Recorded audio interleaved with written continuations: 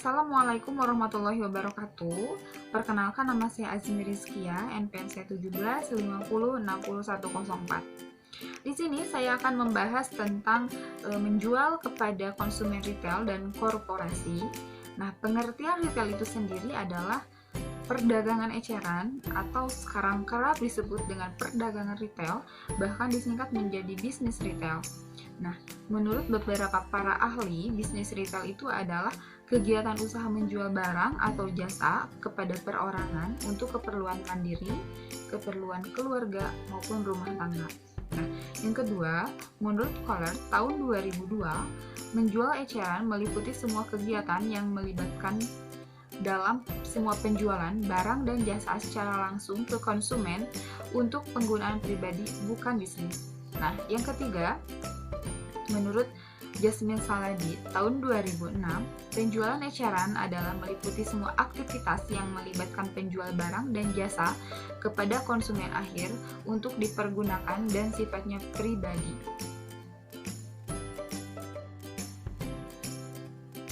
Nah, dari beberapa definisi tersebut dapat disimpulkan bahwa usaha eceran atau retail merupakan aktivitas penjualan barang dan jasa yang langsung kepada konsumen akhir dan bukan untuk dijual kembali. Baik, selanjutnya ada fungsi retail.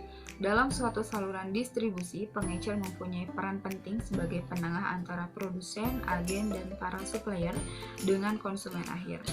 Pengecer mengumpulkan semua jenis barang dan jasa yang beragam, sehingga para konsumen dapat memilih dan membeli berbagai variasi produk dalam jumlah yang mereka inginkan. Nah, berikut ini terdapat 4 fungsi retail. Yang pertama, perantara antara distributor dengan konsumen akhir. Yang kedua, menghimpun berbagai kategori jenis barang yang menjadi kebutuhan konsumen.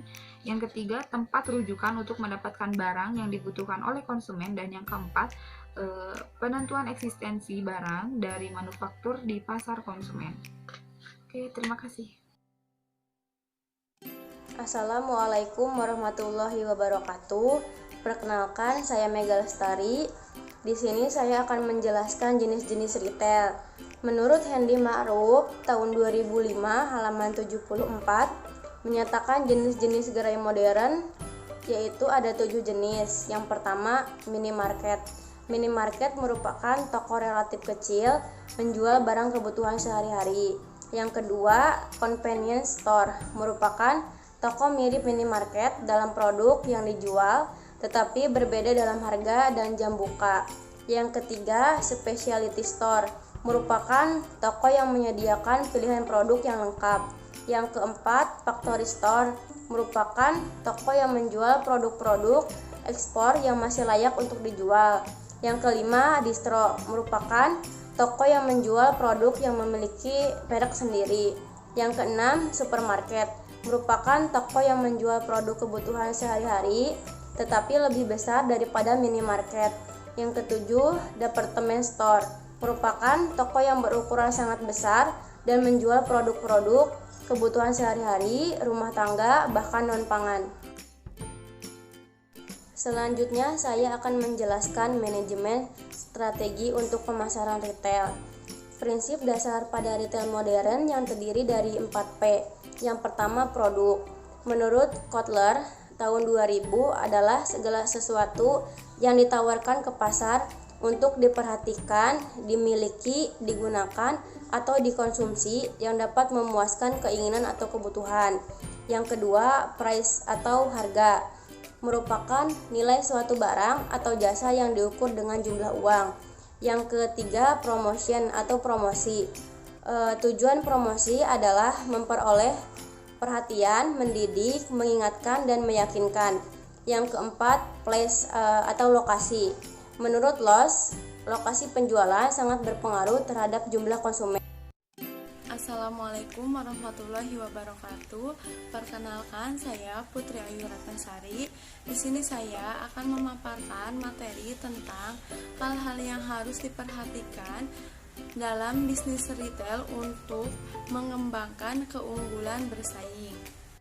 Mengembangkan keunggulan bersaing adalah yang pertama, Royalitas konsumen. Royalitas konsumen berarti kesetiaan konsumen untuk berbelanja di lokasi retail tertentu. Dan mempunyai konsumen yang royal. Mempunyai konsumen yang royal adalah metode yang penting dalam mempertahankan keuntungan dari para pesaing. Jika memiliki konsumen yang royal berarti konsumen memiliki keengganan untuk menjadi pelanggan retail persaing. Yang kedua ada program royalitas. Nah, program royalitas ini adalah bagian dari keseluruhan manajemen hubungan antar konsumen. Program ini sudah dijalankan dalam bisnis retail. Nah, program royalitas ini bekerja sama dengan manajemen hubungan pelanggan atau disebut konsumer. Nah, anggota-anggota program royalitas ini diketahui saat mereka membeli karena mereka menggunakan beberapa tipe kartu royalitas. Nah, informasi pembelian disimpan dalam database yang besar. Nah, dari database ini diketahui jenis-jenis barang apa yang dibeli oleh konsumen. Nah, dengan menggunakan cara ini, pelaku retail dapat menyesuaikan berbagai penawaran untuk mengetahui kebutuhan konsumen yang royal dengan baik. Nah, beberapa pelaku retail yang telah menggunakan program ini seperti Alfa, Carrefour, Matahari, dan masih banyak contoh yang lainnya. Yang ketiga ada lokasi. Lokasi adalah faktor utama dalam pemilihan toko konsumen. Nah, ini juga keunggulan bersaing yang tidak mudah ditiru. Contohnya Starbucks. Mereka menciptakan keberadaan pasar yang sulit untuk disaingi. Terus Carrefour. Mereka selalu menentukan lokasi yang strategis. Nah, pemilihan lokasi yang tepat mempunyai keunggulan. Yang pertama, merupakan sumber daya jangka panjang yang dapat mengurangi fleksibilitas masa depan retail itu sendiri.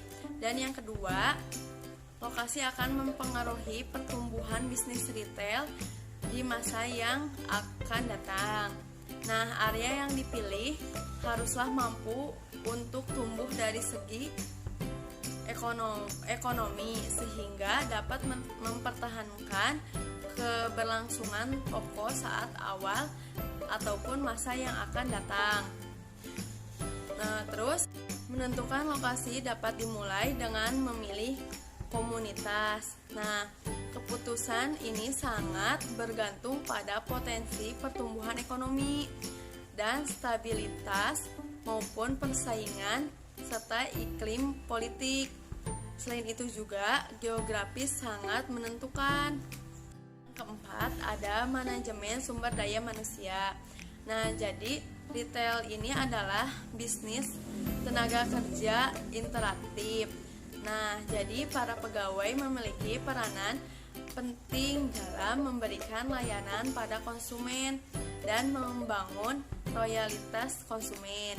Dan yang kelima, ada sistem distribusi dan informasi.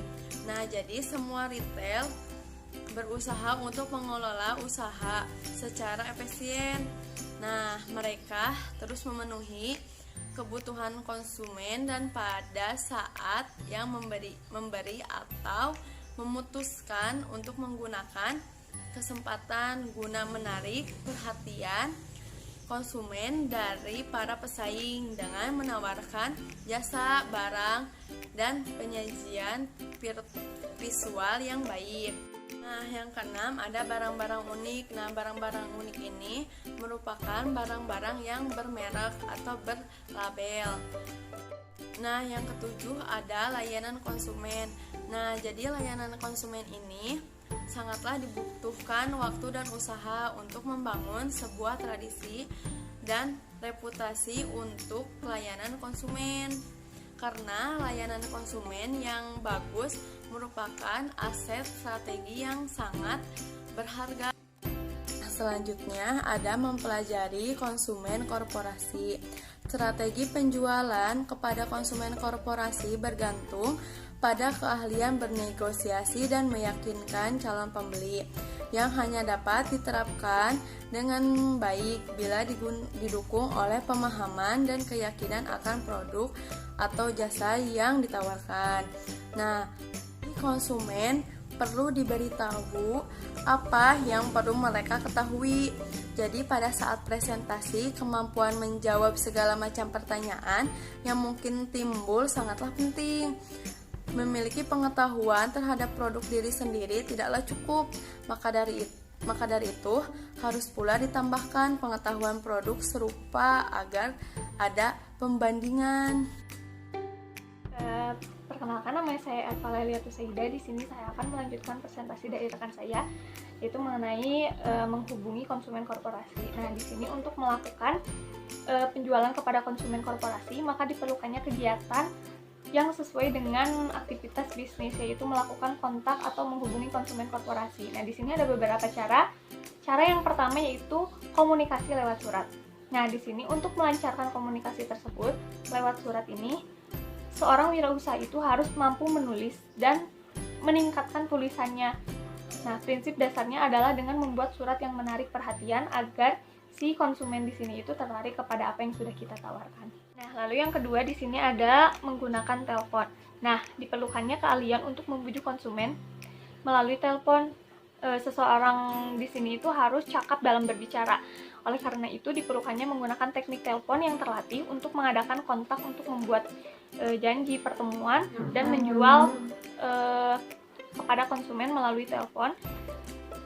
Nah, hal ini itu harus membuat konsumen itu jadi tertarik kepada apa yang kita tawarkan. Lalu yang ketiga di sini ada merencanakan pertemuan dengan konsumen. Nah, setiap kontak dengan konsumen harus direncanakan dengan matang.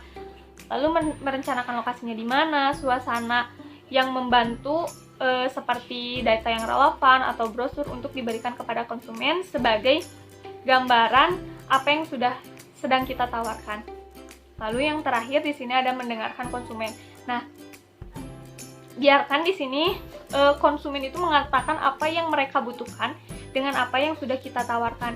Jadi kita itu harus bersikap sopan, sebut nama konsumen dan hindari istilah yang teknis, serta buatlah konsumen ini menjadi tertarik dengan apa yang sudah kita tawarkan. Selanjutnya di sini ada presentasi. Nah, dalam ilmu salesmanship dikenal ada 3 jenis persiapan presentasi penjualan, yaitu yang pertama ada persiapan presentasi standar. Nah, di sini banyak perusahaan menyiapkan teks standar presentasi penjualan produk.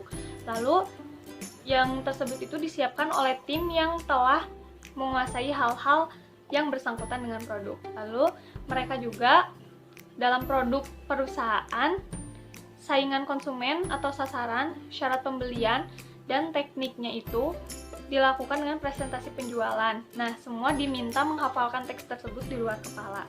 Kedua, di sini ada persiapan presentasi terencana. Nah, dalam teknik presentasi ini, penjualan kedua, yaitu wirausaha harus menyusun sendiri rencana tersebut itu seperti apa. Lalu presentasi mereka ini, presentasi penjual itu disusun sendiri dan dapat disesuaikan dengan latar belakangnya, sikap, kebiasaan calon pembeli yang mereka temui dan atau akan ditemui lagi. Lalu dengan demikian presentasi penjualan ini dapat lebih cocok untuk setiap calon pembeli yang berbeda latar belakang. Lalu yang ketiga di sini ada persiapan presentasi terprogram.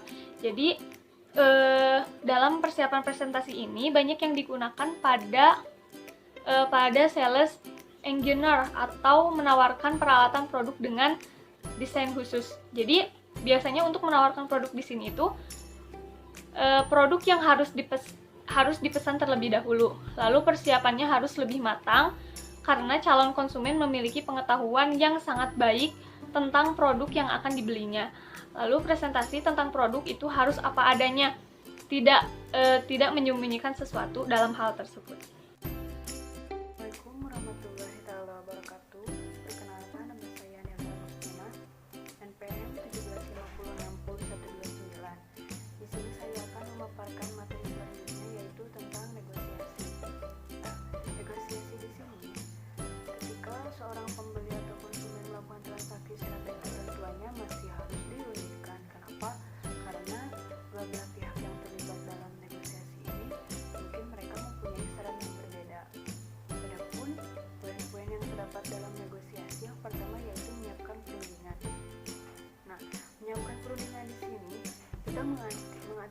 mengantisipasi adanya pertanyaan atau yang dikatakan oleh pembeli sehingga dapat menguntungkan kita. Tetapi jika kita tidak bisa atau tidak siap, maka satu pertanyaan itu akan menghancurkan strategi yang sudah kita buat. Jadi kita harus mempersiapkannya dengan sangat baik sehingga kita dapat atau mendapatkan kepercayaan dari konsumen. Seperti itu. Yang kedua yaitu memenuhi kebutuhan kedua belah pihak. Nah, jadi tujuan kita adalah menjual dengan ketentuan yang memenuhi kebutuhan usaha kita. Jadi kita harus melakukannya dengan gambaran jelas mengenai apa yang terbaik, sedang, dan terburuk. Dan juga tunjukkan bahwa kita berusaha memenuhi kebutuhan konsumen sejauh mungkin. Yang ketiga yaitu menekankan manfaat. Nah, menekankan manfaat di sini, pembeli tidak segan menekankan kita sampai kita tidak untung. Jadi kita bisa menghindari tekanan dengan menekankan kelebihan kita, seperti itu. Yang keempat yaitu menghadapi pesaing. Nah, jadi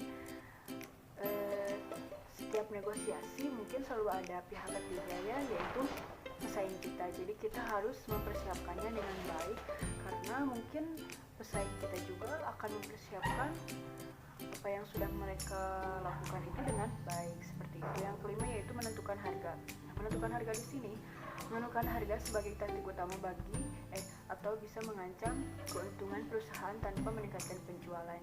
Jadi sebisa mungkin kalau kita juga ingin meningkatkan harga, kita juga harus mengeluarkan produk yang berkualitas yang sesuai dengan harga yang sudah kita tentukan, seperti itu. Nah, yang keenam yaitu memanfaatkan otoritas tertinggi. Jadi jika terjadi kebuntuan karena harga, coba mengalah agar pembeli merasa menang. Coba kita pergi pada atasan atau minta staf menghadap kita karena ada penjual yang biasa menghadap klien dengan mengatasnamakan atasannya. Capai persetujuan dan kesepakatan. Untuk menggolkan penjualan, seorang wirausaha perlu menggiring konsumen sampai merasa mantap menerima tawarannya. Adapun poin-poin yang terdapat dalam mencapai persetujuan dan kesepakatan, yang pertama yaitu menimbang penutup. Menimbang penutup di sini dalam menutup kita perlu bertindak yang secara langsung atau tidak, karena untuk mendorong pembeli agar melakukan transaksi. Jika tidak bertindak, jangan bertindak menurut pola tetap kita. Yang kedua yaitu mendapat masukan. Nah, setiap konsumen akan memberikan kritik dan kritik itu bisa mematahkan semangat kita. Tapi orang yang banyak mengkritik kemungkinan akan membeli 3 lebih besar dari calon pembeli yang tidak memberi kritik sama sekali. Jadi jangan remehkan kritik konsumen, anggap masalah serius dan cobalah rundingkan setelah negosiasi selesai. Yang ketiga yaitu mengarahkan konsumen. Jadi tunggu sampai yakin bahwa kita telah mendapat persetujuan atau kesepakatan dari konsumen. Dan juga tanyakan apakah semua masalah telah terpenuhi atau belum. Yang keempat yaitu menutup penjualan. Jadi bila tiba waktunya untuk mendatangani kontrak, konsumen akan melihat apakah sudah benar atau belum, dan juga persiapkan hal-hal yang memang akan dilakukan atau yang diperlukan saat menutup penjualan. Ya, mungkin cukup sekian. Assalamualaikum warahmatullahi wabarakatuh.